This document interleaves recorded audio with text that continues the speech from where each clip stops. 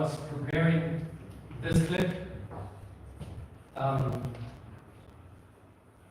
was editing it, I was putting it together with the music and watching it, not just one time, a few times. And even now, while I was sitting, I had tears in my eyes. I'm a kind of a rational person, but still I got very emotional. I got tears in my eyes. It is just wonderful. And even now, while I'm talking about, I feel like I could cry. A cry of happiness, or being amazed about who God is. And I'm not ashamed to admit it, because He is wonderful. He's amazing. I was touched by His majesty. I was touched by who He is.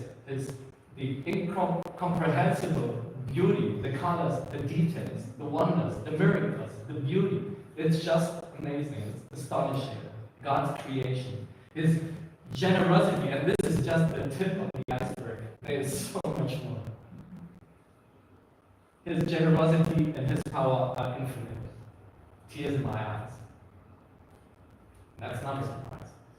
It happens when you see God, or what He created. Elohim. Elohim, that's today's topic. His name, His title, who He is. His name has power. His name has authority. He is so much more. I truly believe that, and I'm sure you will agree on this, He is so much more than we can wish for or dream of. He's so much more than we can wish for or dream of. And if you think otherwise, I hope not, but if you think otherwise, I feel sorry for you. I really hope I can make, with this sermon or with my ministry in general, I really hope I can make you all, me included, fall in love with Jesus again. Because He's amazing. He's wonderful.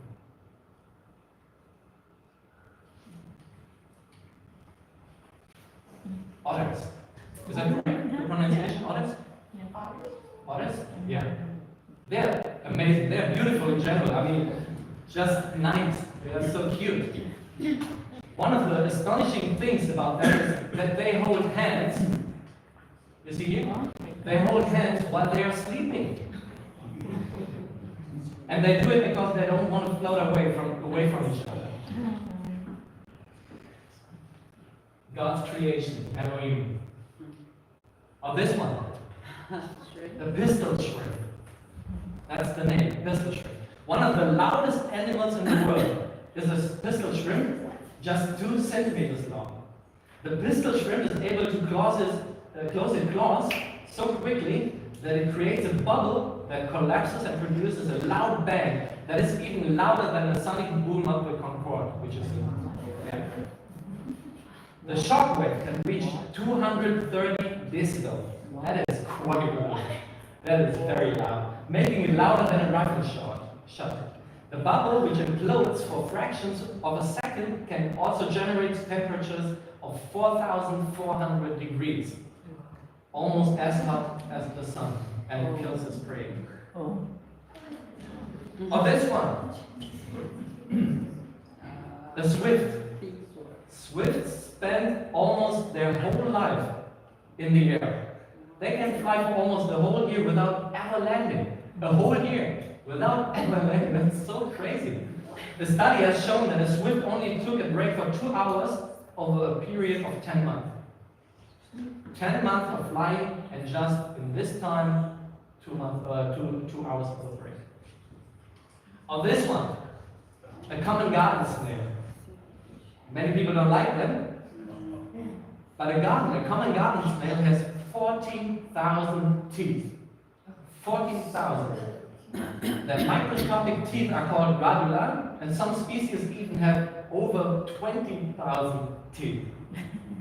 And that's everything we've just seen in the clip, and now we just heard. It's just, like I said, it's a tip of the iceberg. There are probably millions, if not billions, of other examples. God is infinite. He is amazing. He is beautiful. He is astonishing. He is just great. I love this animal. The look is just beautiful. It's just beautiful. What I've never understood and what I cannot comprehend is if God created all this and so much more than we will ever know, even after thousands, since the beginning of humankind, even after thousands of years of science, research, and studies, we are still scratching the surface. We are still scratching the surface. We know, for example, we know more about the moon than our oceans on Earth. How can we, if God created all this and so much more than we will ever know, how can we possibly think of God as anything even remotely boring, not worth paying attention to? How can we even come to this conclusion that God is boring? He is quite the opposite. Imagine a musician, a pop star, singer-songwriter. He's writing a hit, he's creating a hit, and he's offering concerts, and people are going there, and they're buying shirts, and they pay for their tickets, and they follow them on Instagram, and they worship their stars, and they want to be like them, just because they wrote a song. That's it. I mean, it's amazing. They wrote a song, and they are just amazed, and people are running after them, but here, we have Elohim, who created everything. Even the singer, songwriter, and pop star.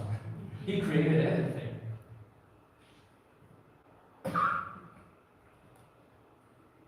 And actually, we should buy t-shirts and wear them with his name on it. And flock to him, come together in his name, and worship him, and praise him, and lift him up high. He is so much more than a pop star. How can we ever come to any other conclusion that life with Elohim is the best thing that can ever happen to us? How can we think of God as an old, boring, senile man with a long beard sitting on a cloud, someone not to be taken seriously? I don't say that you think that way. I mean, you are believers. But the public, the society, the people outside the church, many have this picture in mind. The world is trying to mislead us.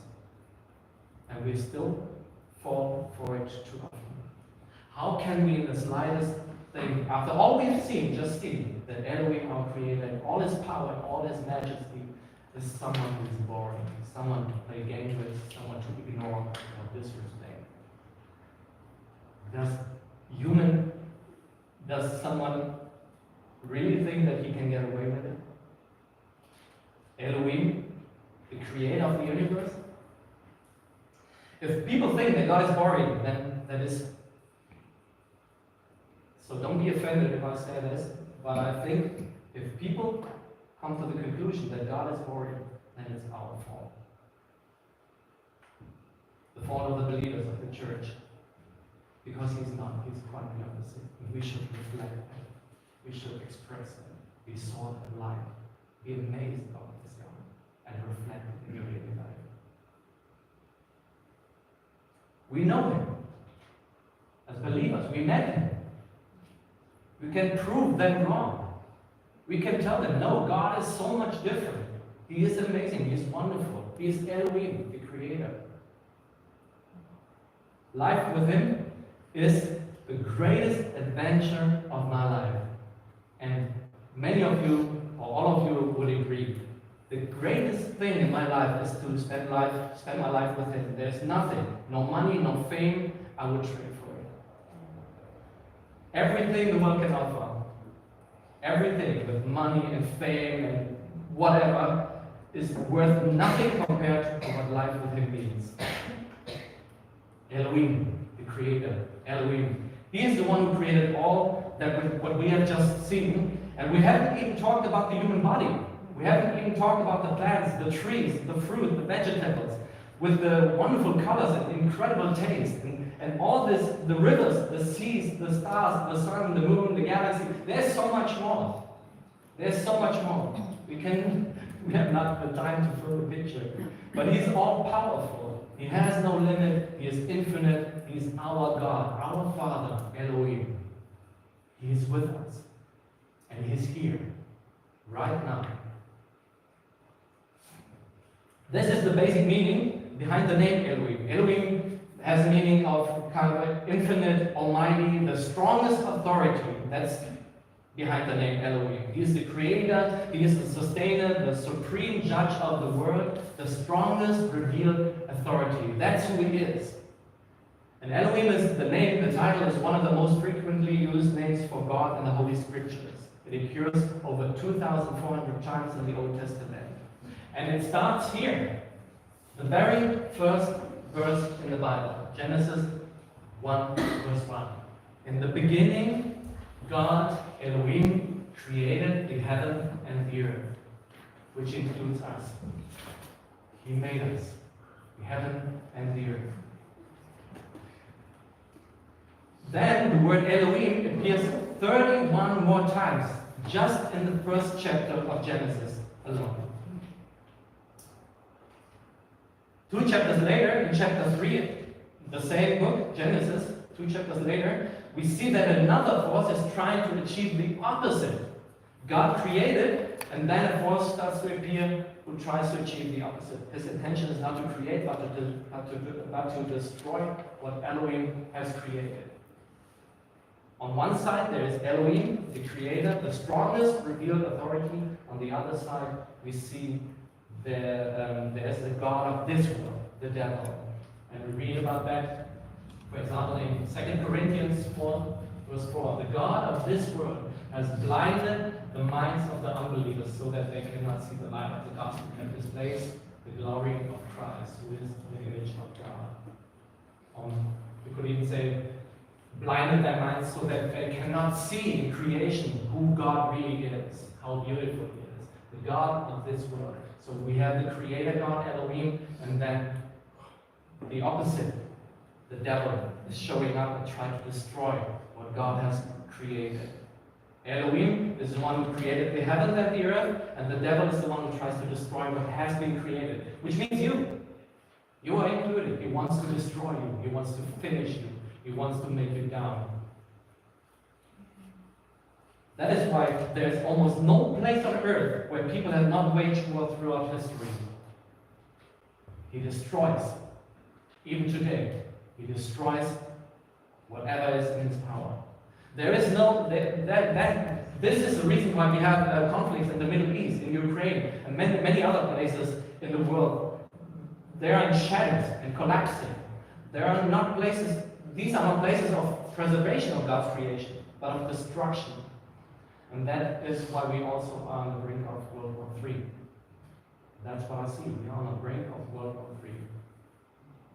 Destroying what God has created. But the truth remains. Elohim created you, He created me, the nature, the universe, everything that surrounds us. He created this. And He is the reason why we are all here.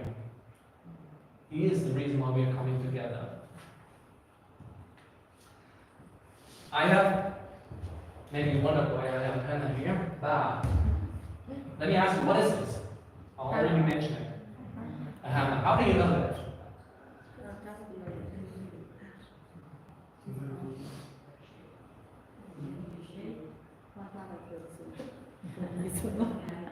Maybe something you can stretch your back. Maybe something you can use as a cooking tool. Use it in a pot. Or maybe it's something you can open a can, try to open it.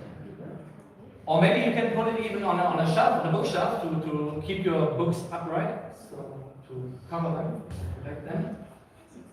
Or you could even maybe use it as a spoon somehow. It would be difficult, but it could work. What do you think? Or what about this? What is this? A plane.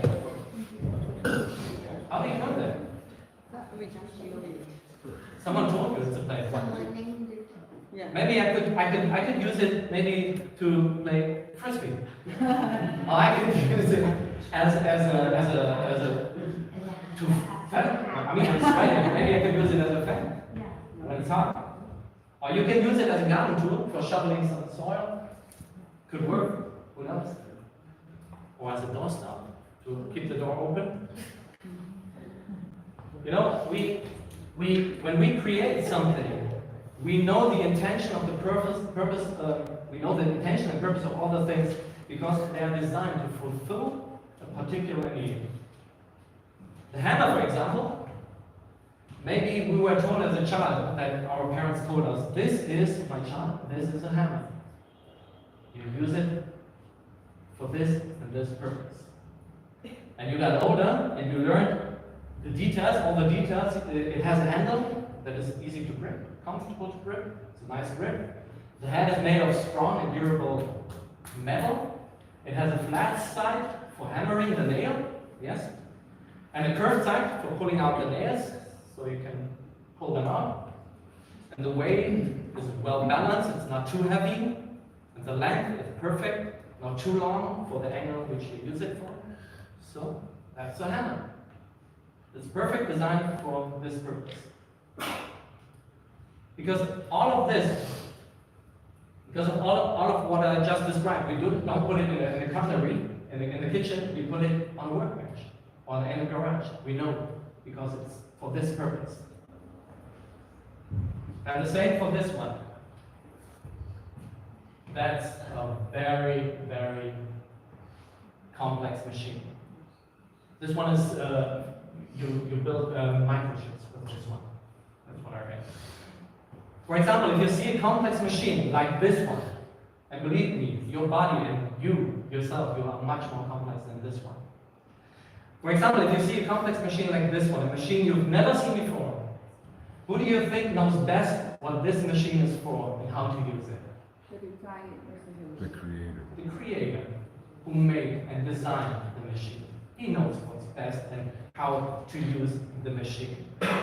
But it's also possible for you as an outsider, every one of you, to use and to understand the machine. All you need is someone or something to explain everything you need to know about the machine and how to use it. For example, the instruction manuals.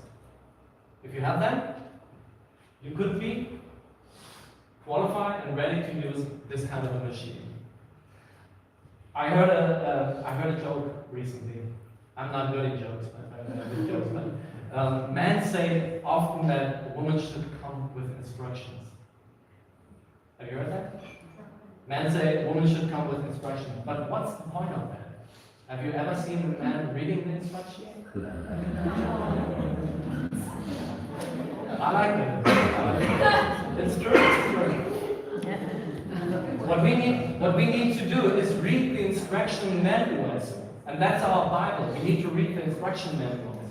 It gives us all the detailed information about who we are, what we are made for, and how we can live together as a community and live together with Elohim. The Bible gives us all the instructions, all the manuals, everything we need to know in detail. We need to read the Bible to understand the Creator's intentions. What is the plan behind all this? What are His instructions? And with this, let us read a passage from the Bible. And can someone of you please read it out loud for us? Who would be willing to read it? Oh, I can read it. Annie, please. You have searched me, Lord, and you know me. You know when I sit and when I rise. You perceive my thoughts from afar. You discern my going out and my lying down. You are familiar with all my ways. Before a word is on my tongue, you, Lord, know it completely. You hem me in behind and before, and you lay your hand upon me. Such knowledge is too wonderful for me, too lofty for me to attain. Where can I go from your spirit? Where can I flee from your presence? If I go up to the heavens, you are there. If I make my bed in the depths, you are there. If I rise on the wings of the dawn, if I settle on the far side of the sea, even there your hand will guide me, your right hand will hold me fast. If I say, surely the darkness will hide me, and the light become night around me, even the darkness will not be dark to you. The night will shine like the day, for darkness is light to you. For you created my inmost being, you knit me together in my mother's womb. I praise you because I am fearfully and wonderfully made. Your works are wonderful, I know that full well. well. My frame was not hidden from you when I was made in the secret place, when I was woven together in the depths of the earth. Your eyes saw my unborn body. All the days ordained for me were written in your book before one of them came to be. How precious to me are your thoughts, God. How vast is the sum of them. Were I to count them, they would outnumber the grains of sand. When I awake, I'm still with you. Thank you so much. I love this. It's just, King David is the author of this one, and he is just amazed about God. And I feel like it's a wonderful way he describes it. And I like the moment when David recognizes and acknowledges, I praise you because I'm fearfully and wonderfully made. I like this phrase. Your works are wonderful. I know that very well. I know that very well. Fearfully and wonderfully made. Sorry? Fearfully and wonderfully. Did you know that the human skin is completely replaced about 1,000 times in your course of lifetime? The whole skin of your body, 1,000 times during your lifetime. Did you know that? Did you know that human lips are 100 of times more sensitive than a person's fingerprint? That's probably the reason why we kiss.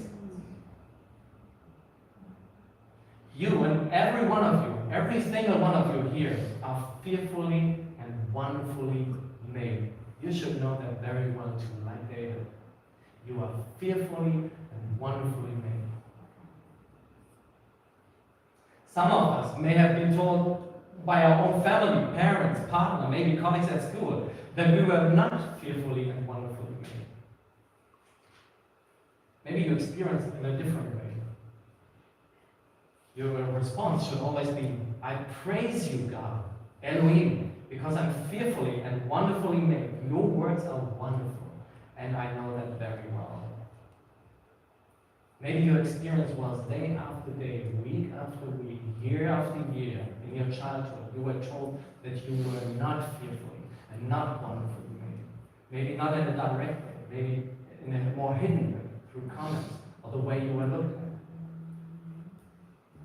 You were treated like garbage, ignored like someone who was worth nothing, not like someone who was fearfully and wonderfully made. Maybe this is your experience. Did you know that the total length of your body vessels in your body are about 100,000 kilometers long, 3 times surrounding the Earth, the whole globe? Did you know that the brain, your brain, is the most complex thing in the universe? Did you know that? Your brain has about 100 billion neurons, about as many stars as in the Milky Way galaxy. Maybe society tells you that if you don't look like that you are small, that you are nothing, that you are not really important. That's what society tries to tell us. And as long as you are not famous, or earn a lot of money, or have a career, get recognition, you're missing something. That's the lie. First told in the Garden of Eden. If you believe these lies, you start complaining and being unhappy that you don't fit the stereotype of some fashion magazines. And if you start comparing yourself, and that's, everyone knows how this feels. If you start comparing yourself to others, 9 times out of 10, you will lose. Why? Because you almost always focus on your deficit. Stop comparing yourself. You are unique. You are fearfully and wonderfully made. Elohim created us. So how can we seriously believe what others say about us? He made us. He made us fearfully and wonderfully.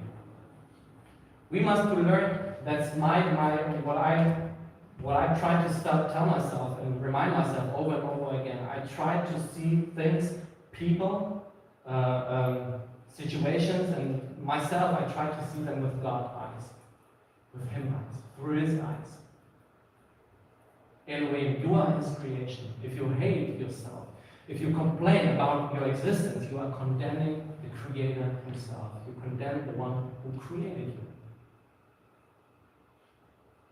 You were created in a wonderful way. And you are wrong if you think otherwise. And you are mistaken and the others are mistaken when they tell you otherwise. Let us all together get rid of all the lies as quickly as possible. Because if we believe this, you have put chains on yourself.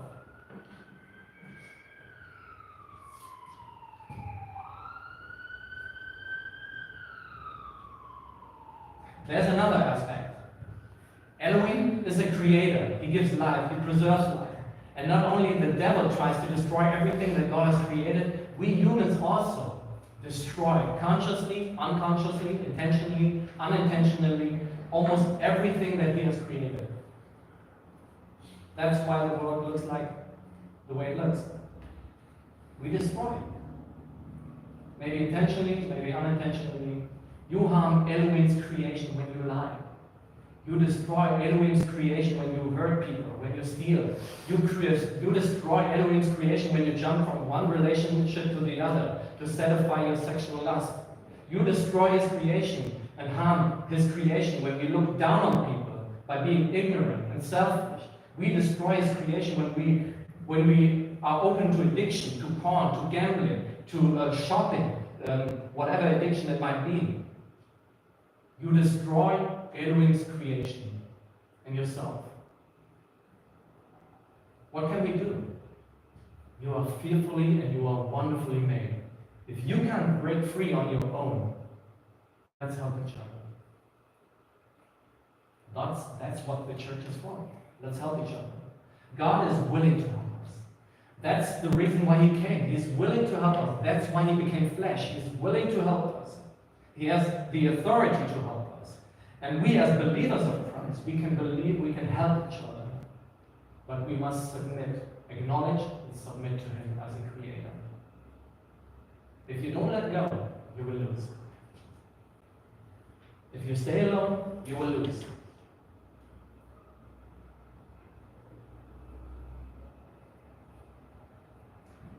One last aspect. It happens again and again that we belittle others because we have no self-esteem ourselves. This happens very often in marriages, in parent-child relationships, the closest relationship we can think of. We belittle each other. We look down on each other. We make each other small to make ourselves feel better. But where does self-esteem, your self-esteem, my self-esteem, where does it come from? How do we define ourselves? And each of us has our own automatic patterns like performance and showing and helpfulness and trying to be funny all the time. So each one has his own patterns. But our self-esteem should come from the one who made us. Elohim, he who made us. He who was willing to die for me. And we must learn, like I said before, we must learn to see ourselves through the eyes of God, through his eyes. The most interesting part is Elohim made creation wonderful, breathtaking, beautiful. And if God made the visible things, all we just saw were the visible things, the nature, the animals, and all this, the beauty. If God made the visible things, all the things that don't last forever, in such a wonderful way, how much more wonderful and beautiful and precious is your soul? The invisible. Your soul. Your soul is the most wonderful and precious part of Elohim's creation.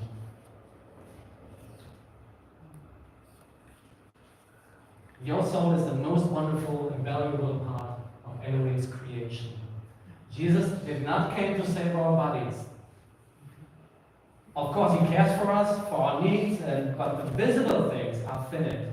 They pass away sooner or later. He has come to save our souls. He has come to save your soul. And he does not choose us according to our appearance, like we said. He doesn't choose you if you just look like that. He came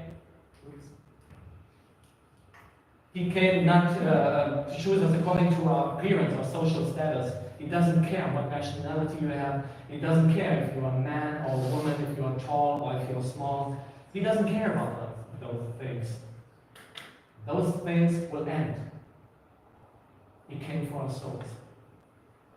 He made you fearfully and wonderfully. And what really matters to him is your soul, the most precious part of his creation. He was even willing to die for this. Your soul is priceless. It is the most valuable thing you have. Even if you were the only person on earth, if you were the only person here on earth who needed to be saved, Jesus would have made his way because your soul is precious and wonderful and priceless. If your soul were lost, it would be a great loss to Elohim. You are precious to him, fearfully and wonderfully made. In Mark chapter 8, it says, what good is it for someone to gain the whole world, yet forfeit their soul? Or what can anyone give in exchange for their soul? Do you remember the clip at the beginning and the images at the beginning? Your soul is so much more valuable to God than all the natural phenomena we just saw, all the phenomena in this world. And we all should see it that way. So what I'd like us to do, I would like, let us conclude by reading Psalm 139 altogether aloud. I would, instead of a blessing, let us just read it out loud together. And let's stand up for this, and then we can go afterwards into the breakout groups. The breakout groups, we have 4 different, just as a quick explanation, we have 4 different breakout groups where we discuss what we just heard, where we come together to socialize, to pray for each other, and you know which group you are joining when you just put a piece of paper under the chair, and there you can see which group you can go to. There's the stage group, they meet here. The sanctuary group, they meet at the table over there.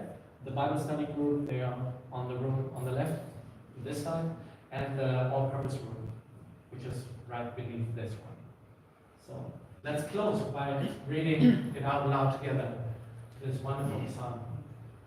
You have searched me, Lord, and you know me. You know when I sit and when I rise. You perceive my thoughts from afar. You discern my going out and my lying down. You are familiar with all my ways. Before a word is on my tongue, you, Lord, know it completely. You have me in behind and before, and you lay your hand upon me. Such knowledge is too wonderful for me, too lofty for me to attain. Where can I go from your spirit? Where can I flee from your presence? If I go up to the heavens, you are there.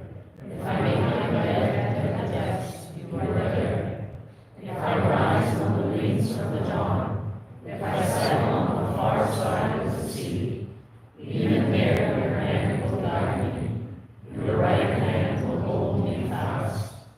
If I say, surely the darkness will hide me, and the light become night around me, even the darkness will not be dark to you.